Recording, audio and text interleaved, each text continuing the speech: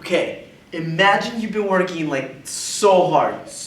You're spending hours and hours working so hard on whatever it is that you do, and you start to make money off of it. Now imagine somebody comes along and says, hey, I want to hire you for that, but they actually don't end up wanting to pay you. So you try to convince them and you're trying to argue with them, and then eventually you ask, they finally want to pay you. And you say, well, like, can you pay me more? And they say, no, it's okay, you're going to get great exposure, so it's fine. Well, this is exactly what happens to musicians and artists. And I'm going to tell you about why you need to pick streaming sites that you pay more for, so that they pay artists, and it's a lot better for artists. I've done a ton of research, extensive research, and I'm also a musician. I play guitar here at school, and you might see me singing around on chapel, yeah. And so I'm going to tell you today the problem, the cause, and the solution. Now, the problem is that making music is really, really expensive, and Ray Daniels even says it costs like $25,000 to like make a song.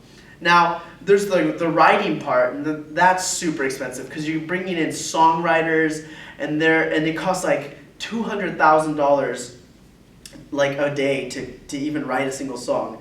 Now, recording, there's tons of cost. There's cutting the tracks, there's mixing, renting equipment.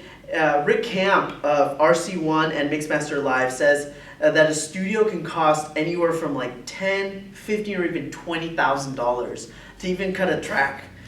Well, first, so the last step is marketing. And the song Wake Me Up by Alo Block, which was streamed so much on Spotify, only got him $12,359. That's like nothing, because it was split between producers and songwriters and didn't get him very much money. Lastly is marketing. That's split between advertising, flying the artist, and radio promotion. Marty Bandier, CEO of Sony, stated that that Pharrell Williams only got $2,700 from Happy. That's not a lot. Taylor Swift said on Time Magazine that music is very valuable and we should try to uphold that. Now you know that musicians are not being paid fairly for their work, and that's a problem. So now I'm going to explain to you the cause of this.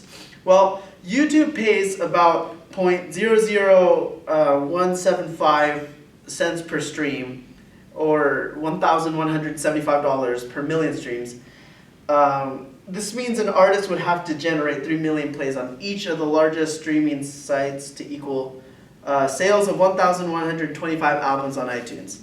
Now you know why musicians aren't being paid fairly. We'll propose to you a solution. You guys can help this, because free streaming,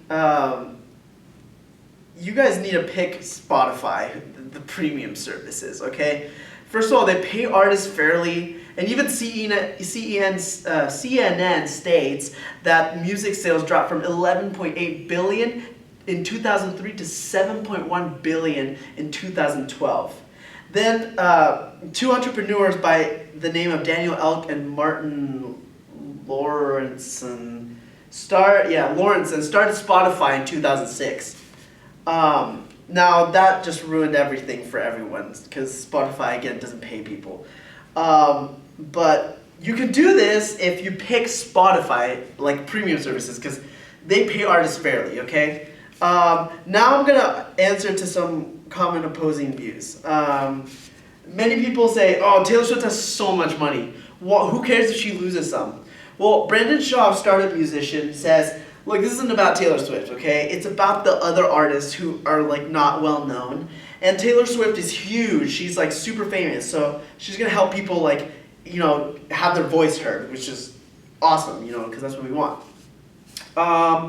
And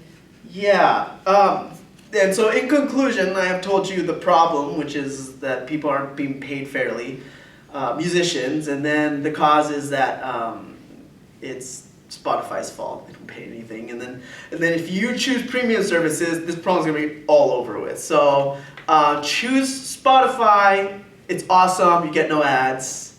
Yeah, thank you.